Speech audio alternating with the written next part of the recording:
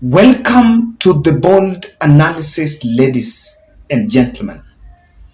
Ndindi Nyoro, Kiharu Member of Parliament, is at the center of a storm. It is a storm that, of course, affects UDA party, a party that is touted to be the vehicle that President William Ruto will use for his re-election. And I want to take you through what exactly is happening. And it is something to do with the nominations. So, in a report that has emerged, leaders met to discuss, and President Ruto met to discuss nominations of MCA slots, the nominated MCA slots in Muran'ga County Assembly, majority of which are supposed to be from UDA 12. After the consultation, they agreed that all the constituencies, the 7 constituencies within Muran'ga County, were supposed each to produce one nominated MCA. And so this is according to Kangema, Member of Parliament, who is revealing this information. And Muran'ga has 7 constituencies, that is Kiharu, Gatanga, Kangema, Kigumo, Madhioya, and Kandara, where Alice Ome comes from.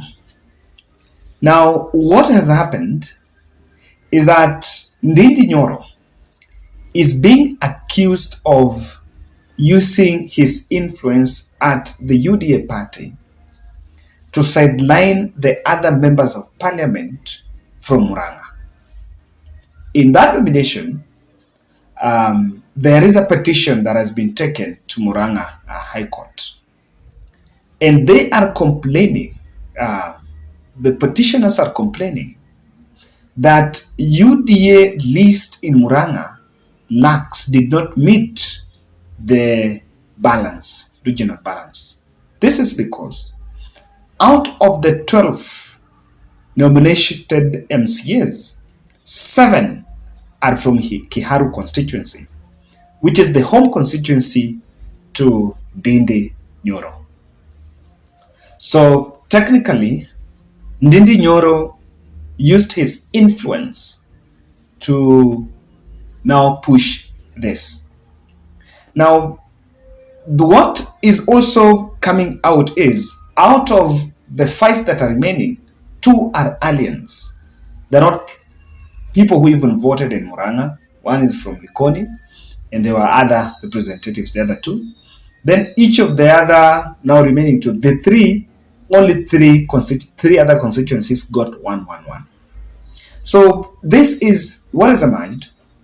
And what is, according to the report that I was just reading from the Citizen, is that it seems the MPs are feeling uncomfortable with what is happening. But to my understanding, the only person that is getting affected is the governor, Irungu Kang'ata. Do you think that Irungu Kang'ata could not have a say on who is to be nominated in the county? Remember, he is the person that is working with the MCS. Member of Parliament is actually based in Nairobi. So the person working with MCS are actually the governor.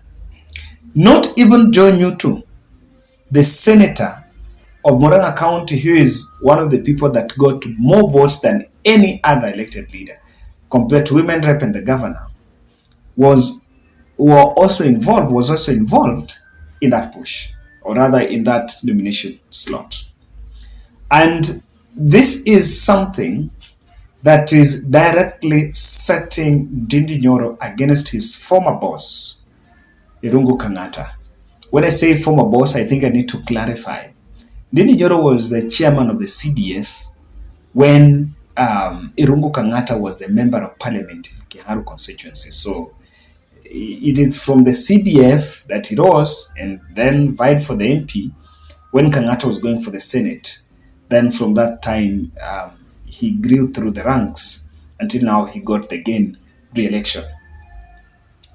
William Ruto, I think after picking Alice Wahome to the cabinet, and also Kang'ata heading to the county, it seems the affairs of the party within the Muran'ga chapter was left in the hands of Ndindi Nyoro. But that seems not to be working in fact, when talking about the strength of the party. In Kandara, where UDA is really holding their breath to take that seat, MP seat, after Alice Wahome was nominated to the cabinet. This kind of split that is emerging is affecting even campaigns on that end, because it seems that the party is being taken over by really very big people, or rather with some other interests. I want to humbly request you to subscribe to our channel, click the notification bell, and also like our video as we look at what exactly is unraveling from Muran'ga, and we want to give it an interpretation clearly.